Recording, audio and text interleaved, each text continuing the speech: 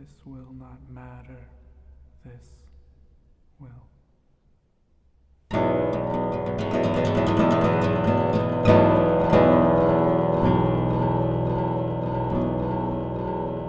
Thanks so much for being here, Stephanie. and Dude, thank you for having me. yeah, and it was great working with you on this album project. So, what I really want to know here is, what inspired you to write Soon? And it was such a great time playing this piece, and learning it, with guitar and effects. So tell me about your compositional process for a project like this, and things like that. Well, yeah, for sure. Well, I guess there's two sort of parts to that. There's the part, I guess the guitar writing part and the conceptual part.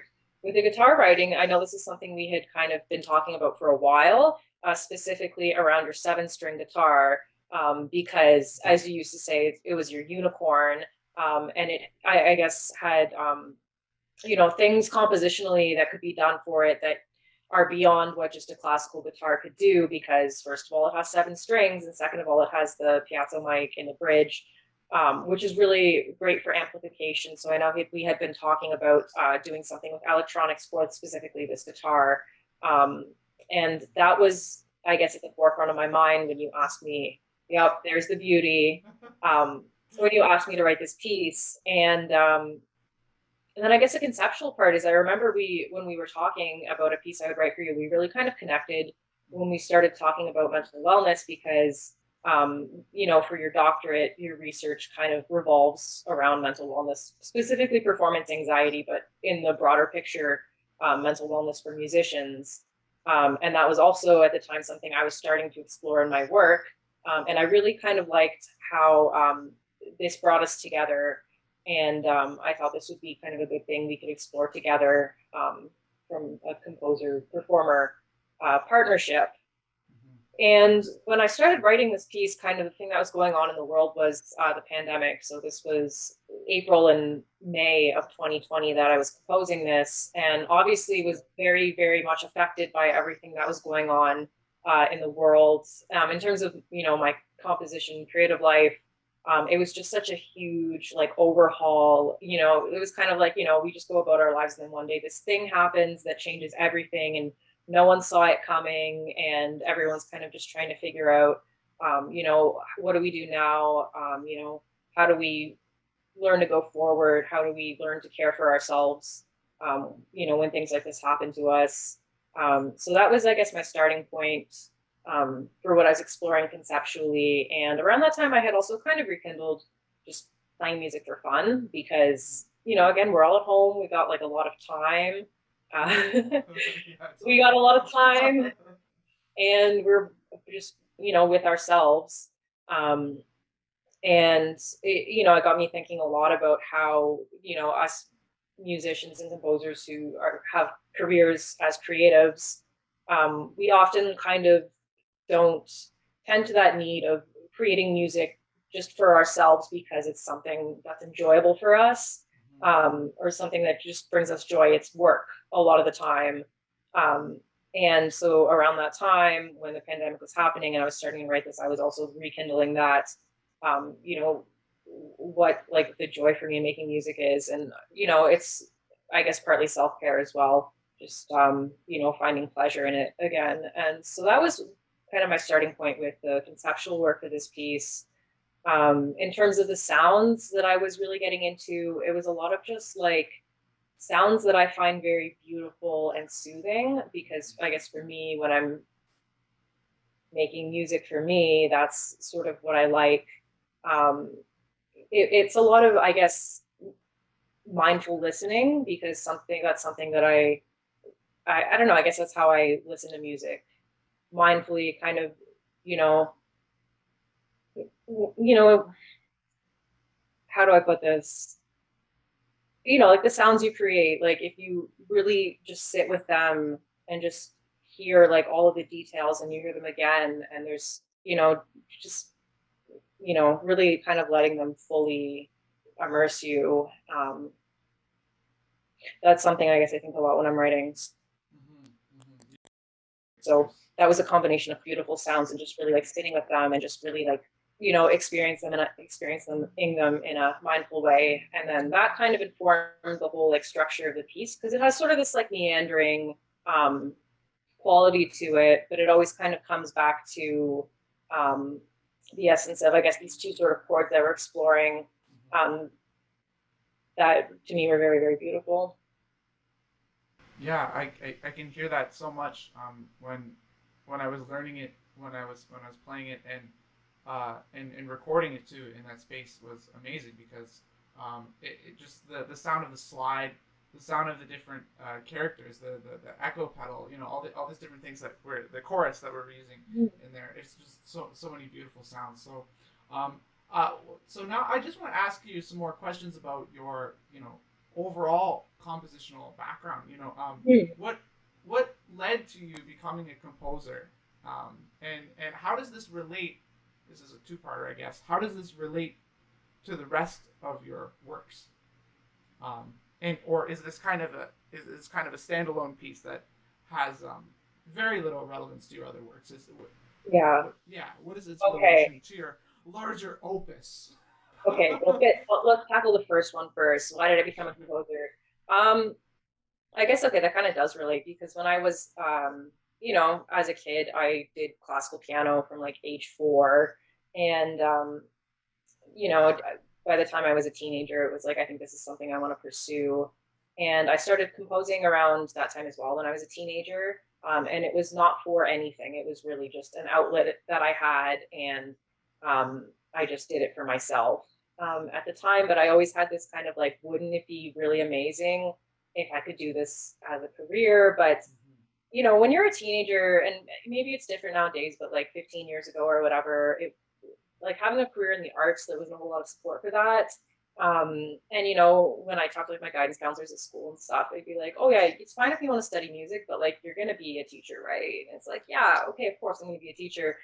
So I feel like I was kind of fed a lot of like discouragement about having like freelance kind of careers. And obviously now that I'm doing it, I understand like having a freelance career is more than just composing. There's so much, I do admin work. I do a little bit of teaching.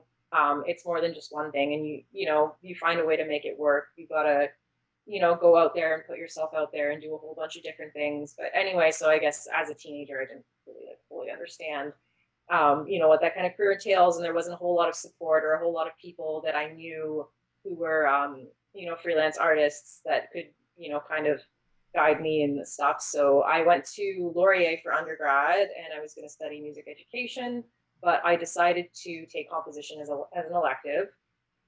And the first year composition course that I had, they really like dove right into creative music in the 20th century. So just all kinds of like, we had the serialists, then we had like John Cage, who was just doing like really conceptual art. And that's just something you're not exposed to when you grow up doing classical piano, and then there's like Steve Reich, um, and like Stockhausen, and just like wow, this gets really wild. This is way beyond like anything I ever learned growing up doing classical piano. And I think I really had this moment of like, this is what I want to do, you know.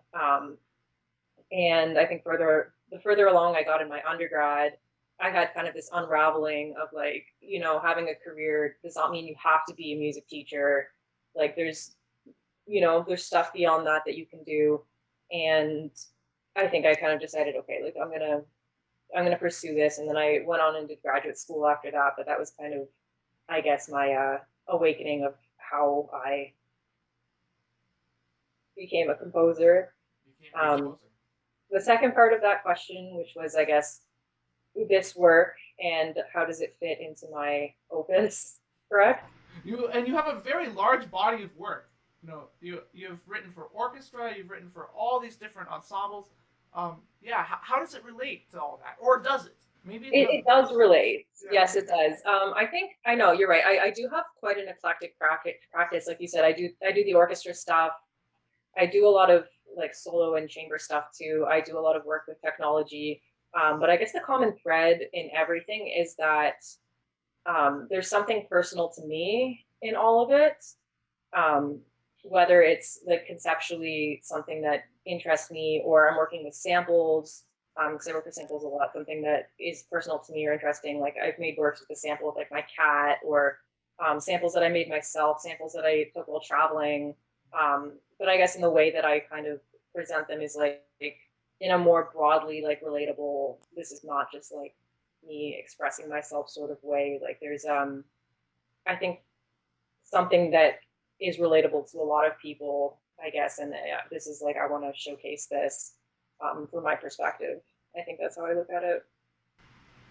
That makes a lot of sense. That makes a lot of sense. So this is kind of like, yeah, we were talking a lot and about these different things. So it was really really cool that we could come together through these topics, and Mm-hmm. these themes that we share. And I guess I don't know how comfortable you are with discussing this, but how do the elements of, we're talking about self-soothing, we're talking about mental health. How does music factor in your daily life in helping you manage your emotions, managing your experience of mental health struggles? Okay, good question. Let's see here. I mean, I think yeah, there's a lot of different um, I guess a lot of different ways that I partake in it, like as a listener, as a musician, or as a composer, and as a listener. Yeah, I mean, it's obviously huge. I think we all have that, like music that we really connect with, music that you know feels uplifting to us, or can affect our mood in that way. As a musician, I think it's a whole different level because there's this sort of element of mastery in there, and it's something that you're actively doing. Um, and as a composer, I think that one's probably the most complicated because it's it's hard, and it kind of goes in like an ebb and flow of you know you see the your output in the good times and your output in the bad times and how they're different, and I guess like how your emotional state is kind of shaping the way you're thinking about what you're writing. So, how does your mental state affect the kind of music that you write? I guess it's a more distilled way to ask the question. Yeah, I know. I think there's a lot in that too because there's like, just how you're feeling, but then there's also kind of like all the other things around it, like how it impacts your motivation or how it impacts, I don't know, I guess motivation is sort of the big one. Mm-hmm. Um, but I do find like even when things are tough, I think it comes out a lot more thoughtful because I think it's a little bit longer of a process, you know. There's really time to kind of sit with it a bit more, and I don't know. It is an interesting thing to think about, you know. Mm-hmm. Mm-hmm. Yeah. Do you find that in the good times that your output is more Oh, certainly, it's certainly is more. richer in general? But Oh do you yeah, for do you sure. find that there's a depth that the darker periods have, or Yeah, I is think that's that what I'm getting at. romantic There's a lot more self idea? doubt in the darker periods, but that's not always a bad thing because I think I do sort of have this process, and I think we all do, and we're creating, and we have a lot of judgment with ourselves. We create stuff, and we're like, this is not good, and um, you know, that's a judgment on our part, and I think when I am kind of going through that, or when it's at its kind of worst with my creative work. I always try and challenge myself to be like, what exactly am I not, is not right for me here? What exactly do I not like about what my work is right now? And that in itself is kind of a chance for me to go in deeper. Um, and I think that's why I say the process is a little bit more because I think there's a bit more of a challenge, like with myself, just being happy with my output. It always takes a little bit more, but it is a chance for me to, I guess, get to know my own work better, and get to know the parts of it that are hard. So And I would imagine that as you're listening to your own music later after the fact, you can probably glean some moments about your emotional state and oh, kind of certainly, nuances of that. And certainly for sure, yeah. yeah, so how did that factor into this piece? Are you willing to talk about that?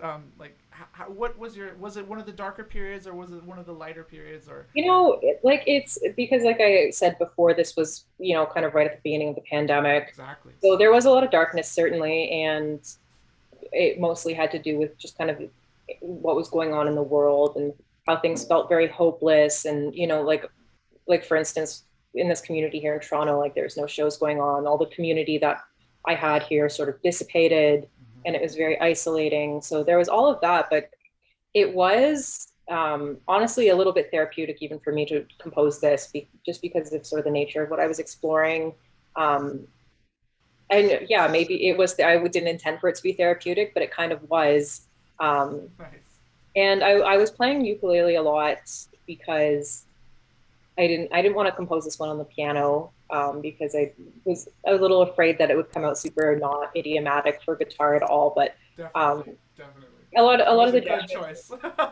yeah, a lot of the gestures. I was working out on the ukulele, and that like playing ukulele, that is something that's pretty therapeutic for me. So just I was making all these like little sketches of kind of like gestures and chords and stuff that I was coming up with, and then later on I was fleshing it out. Like, okay, so how would this work on a seven-string guitar? Mhm.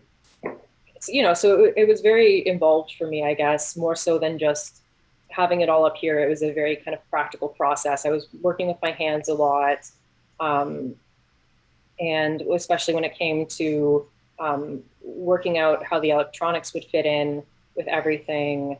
That also was sort of a very hands-on process for me, and it was, yeah, it was really neat.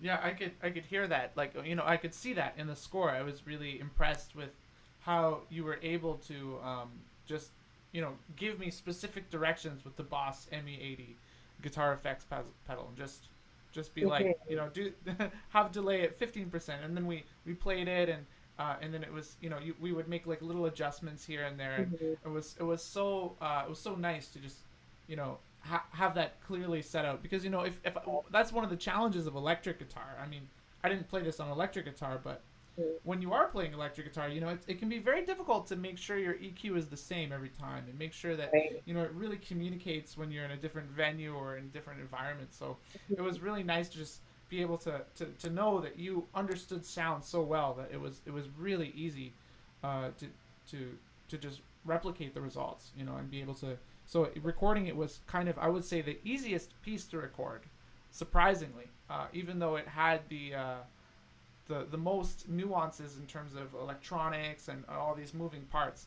I had to plug it in for the recording, but it was live recorded in the church, so it was a kind of amazing situation, uh, and yeah, it was just really really exciting, Stephanie. So thanks so much for doing that, and I'm really excited to share it with everybody. Um, as a composer, you know, I guess what are you looking forward to the most in the coming time, or uh, what activity in general are you most looking forward to? I guess like top of the list is like seeing more music because Yes. that's something that I've been like yearning more for over the past couple of years, and something that's sort of starting to um, come up again. And I'm really happy about that because I feel like so much of my like inspiration as a creative comes from like just the energy around me and going to shows and connecting with people like you and collaborating with people. That's what drives all of it. So I'm really really excited to do more of that. To see more music. To be working with musicians again. Mm-hmm. Um, to have performances, sure, but I guess having the connection back, um, that's what I'm most looking forward to.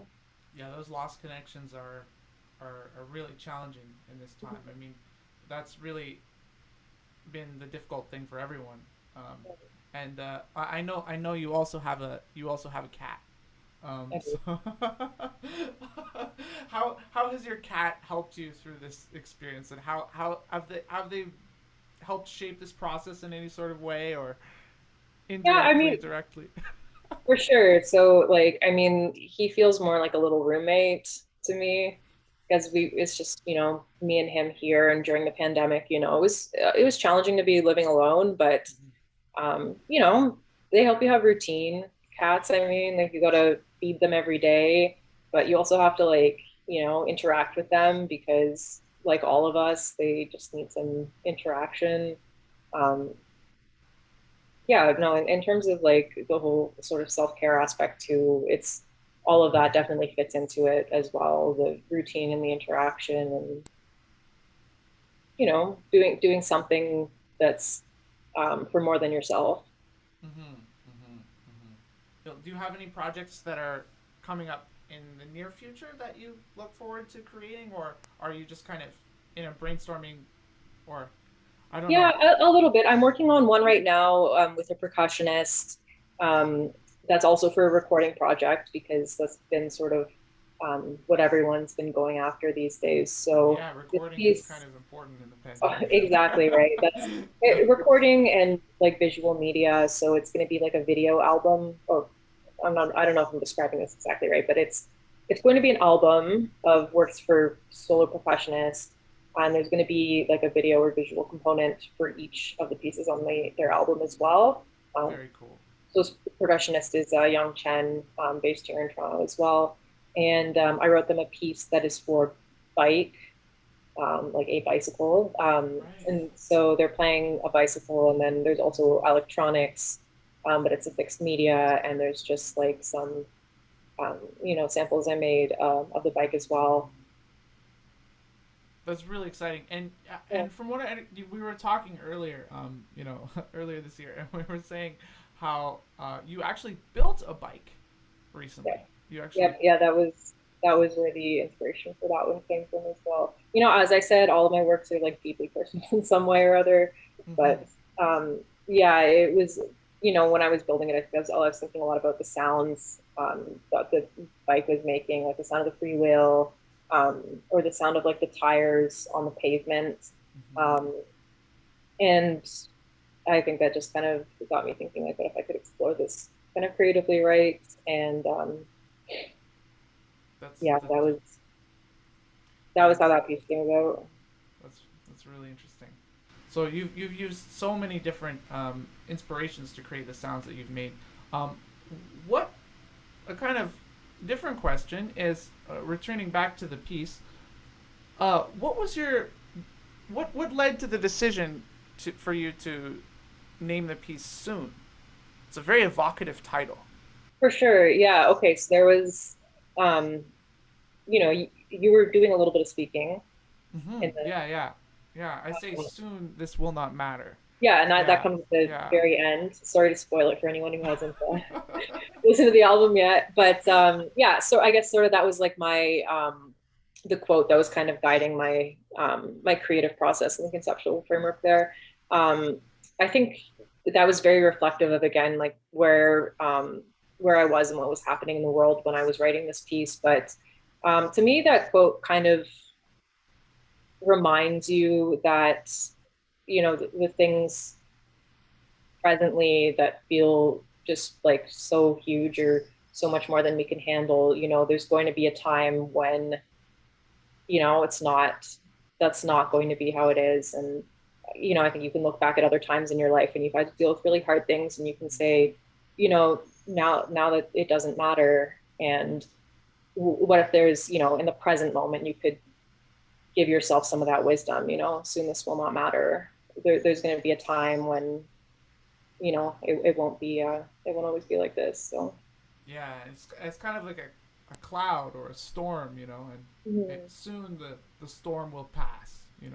No matter how Yeah. violent or dramatic they seem, the storm will always Mm-hmm. dissipate eventually, and there's always a blue sky above there, even if we can't see it. You Yeah, know. that's the thing, right? Even if we can't see it.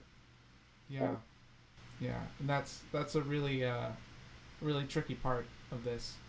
Um, Mm-hmm. Yeah. So as we're nearing the holiday season, I am very much not a holiday person. But Funny there, it's okay. how do you see yourself like managing? Because the world is not really here in Toronto open fully yet. I mean, we're not in lockdown or anything, but still, there's a little bit of delay before time really Yeah. returns to the way it was. So how are you kind of managing the holiday season with all that considered? Well, I'm trying to be patient, first of all. Um, trying to be patient because, like, I guess if we compare it to last year, things are far better off in the world. Like, Hmm. I think we were at least nearing lockdown last year. And now,